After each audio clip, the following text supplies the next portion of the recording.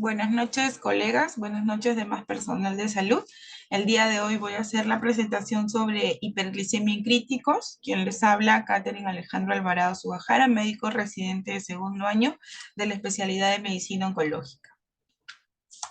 Bueno, dentro de la exposición vamos a tocar los temas y vamos a hablar de algo muy importante en donde las intervenciones que nosotros hagamos para las que se han demostrado que menos actividad, menos intervención por los médicos de los pacientes con cuidados críticos se asocia con mejores resultados.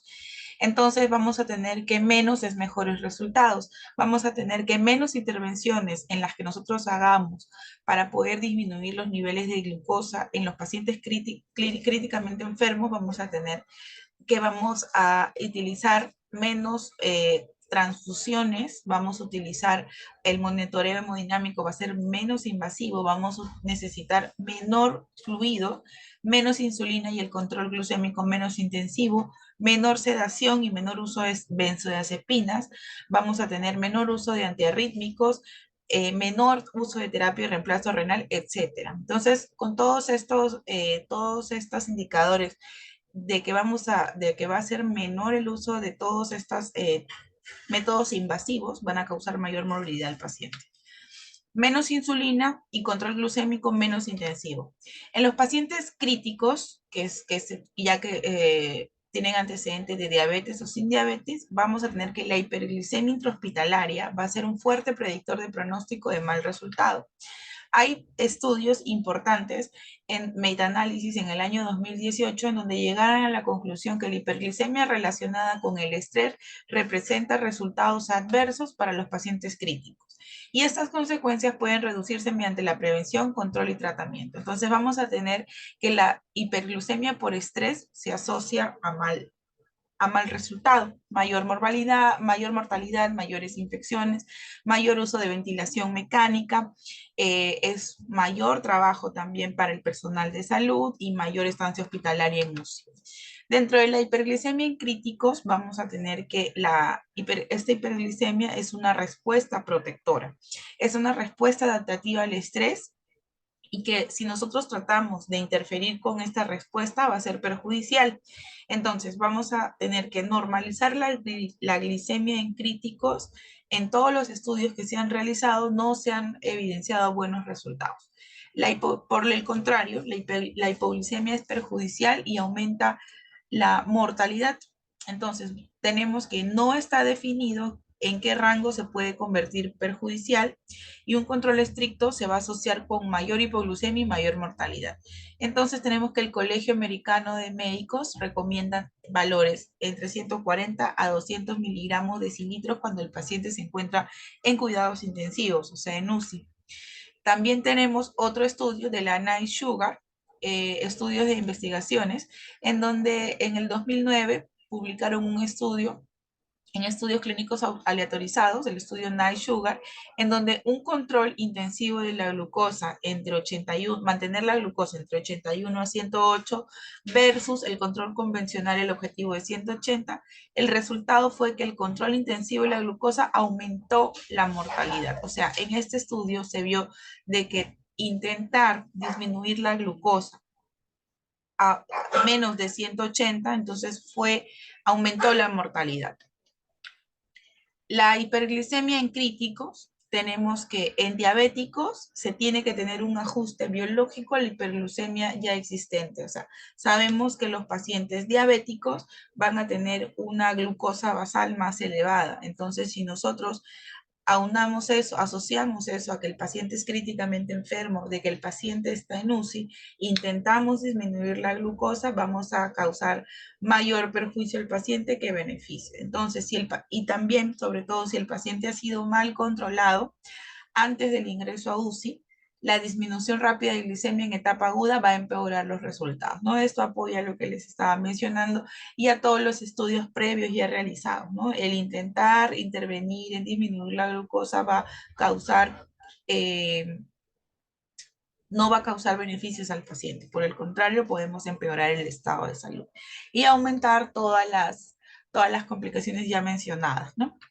Entonces, vamos a tener que la hiperglicemia por estrés es una respuesta adaptativa. Vamos a tener que es un mecanismo de defensa y que va a ser activada por los mecanismos de inflamación y por la activación del sistema adrenérgico. Entonces tenemos como definición que va a ser una complicación aguda en críticos, el estado hiperglucémico no cetósico, no hiperosmolar. O sea, que los niveles de glucosa en el paciente se van a elevar independientemente y no vamos a encontrar cuerpos cetónicos ni tampoco un estado hiperosmolar, ¿no? Entonces, ¿qué quiere decir?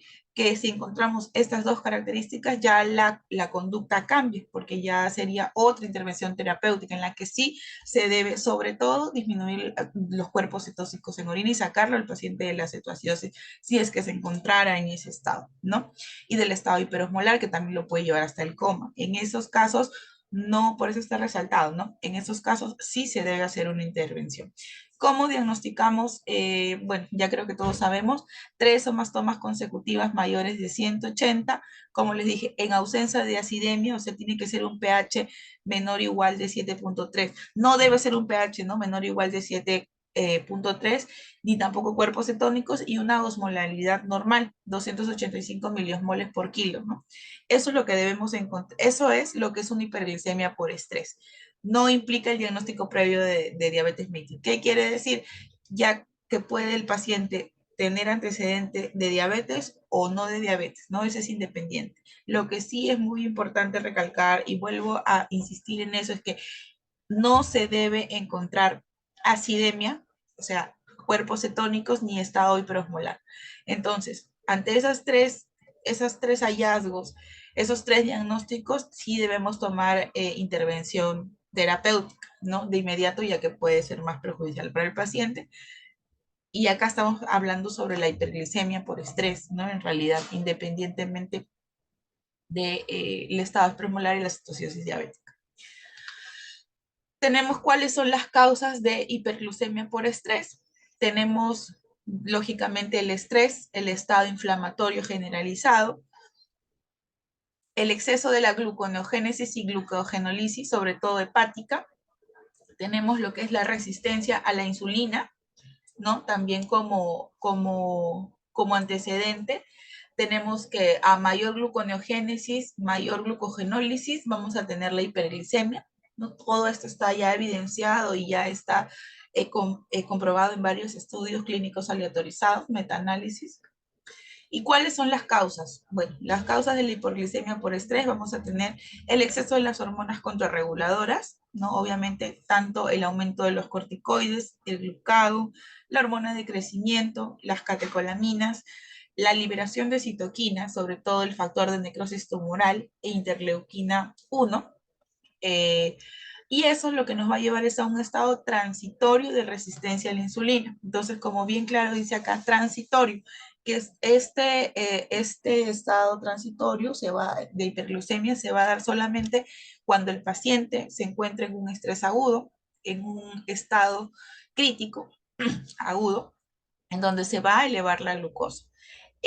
Además, también hay una disminución de la supresión de la gluconeogénesis, una disminución de la captación de la glucosa por el músculo esquelético, ¿no? Ya que la fisiología del paciente crítico nos ayuda a entender la menor captación de glucosa, por eso que, bueno, saliendo un poco del tema, por eso que hay mayor atrofia muscular, ya que hay mayor atrofia muscular en un paciente que está postrado o está con larga estancia hospitalaria y sobre todo la unidad de los cuidados intensivos, vamos a tener que va a ser pues obviamente menor cantidad de músculo, menor captación de la glucosa.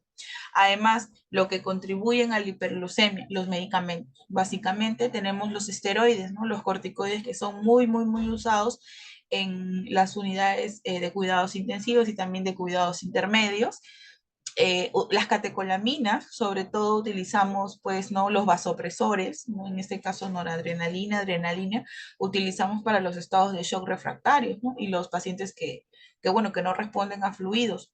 la NPT, ¿no? La nutrición parenteral, también que se utiliza bastante en los pacientes, eso también condiciona mucho a la hiperglucemia por estrés, y las destrozas, sobre todo un paciente que lo tenemos en NPO, un paciente que lo tenemos, bueno, obviamente en ventilación mecánica y que no está ingiriendo alimentos por X motivos, ¿no? No se le ha podido poner una sonda ni un NPT, se le va a poner destroza con electrolitos momentáneamente hasta ver la manera de asegurar la vía de alimentación. Entonces, esto también va a hacer que se eleve la hiperglucemia, ¿no? ¿Cuáles son los efectos de la hiperglucemia? Vamos a tener que los resultados adversos se asocian a los efectos proinflamatorios, protrombóticos y prooxidantes. Tenemos que la hiperglucemia obviamente va a alterar la quimiotaxis y la actividad bactericida de los neutrófilos. Quiere decir que no nos va a ayudar a que podamos, a que nosotros podamos,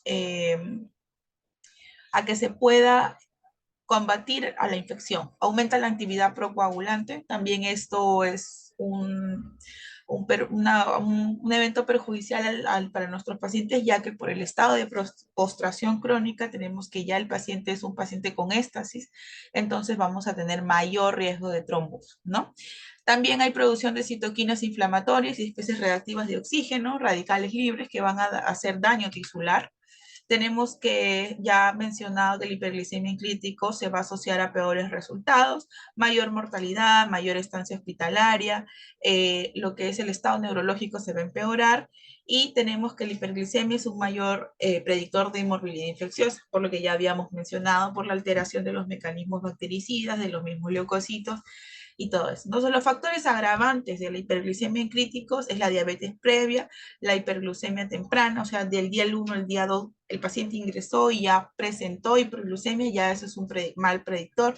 El empeoramiento de las glucemias, o sea, que en vez de disminuir la glucosa va a ir bajando, y la hiperglucemia que sea muy variable, tenemos pico. La duración del grado de hiperglucemia determina si es protectora o dañina.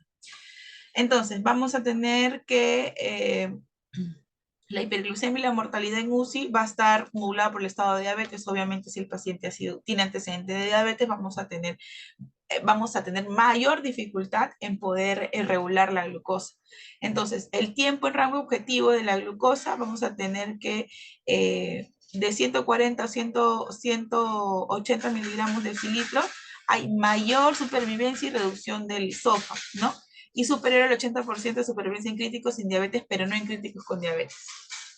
La alta variabilidad de glicemia se asocia con mayor mortalidad a corto plazo, mayor estancia hospitalaria y aumento de bacterias e infecciones nosocomiales. Hipoglicemia es un factor de riesgo de mortalidad, mayor mortalidad en críticos si se da temprana, es más grave cuantos más episodios de hipoglicemia tenga. Entonces, algunas recomendaciones para los pacientes críticos que presenten hiperglucemia. No debemos obsesionarlos con el control de la glucemia. Si tenemos un paciente con las glucosas entre 140 y 180, debemos de tratar de mantenerlo durante esos rangos, porque se ha visto que si intentamos bajarla, ponerle terapias de insulina, vamos a causar mayor mortalidad. Si mi paciente es diabético, tengo que tener la glucosa entre 160 y 220 miligramos, ya que su basal del paciente no va a ser como la glucosa de los pacientes sin diabetes. Evitar la glucosa intravenosa, lo que se puede recomendar es la glucosa evitar la glucosa endovenosa, dependiendo, ¿no? O sea, si es que es sumamente necesario, sí. Usar fórmula enteral con proporción más alta de grasa omega 3 que carbohidratos y no sobrealimentar al paciente. Utilizar corticoides como infusión continua y suspender los hipoglicemiantes orales en diabéticos. Entonces, todo esto se debe a que, bueno, a veces estamos en la unidad, incluso en los pisos de la hospitalización y cuidados intermedios, pacientes que por estrés, pacientes que por enfermedad aguda, por estado agudo, hacen crisis hiperglicémica, y pues el personal de salud, hasta el mismo personal de enfermería, les pone insulina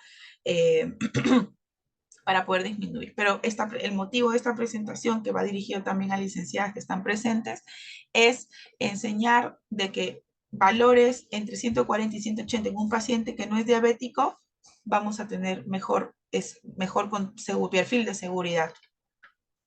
Las conclusiones que ya había mencionado y sería todo. Muchas gracias. Gracias por su atención. Espero que la exposición les haya servido y sea de mucha información y de mucho valor para el personal de salud y mis colegas. Gracias.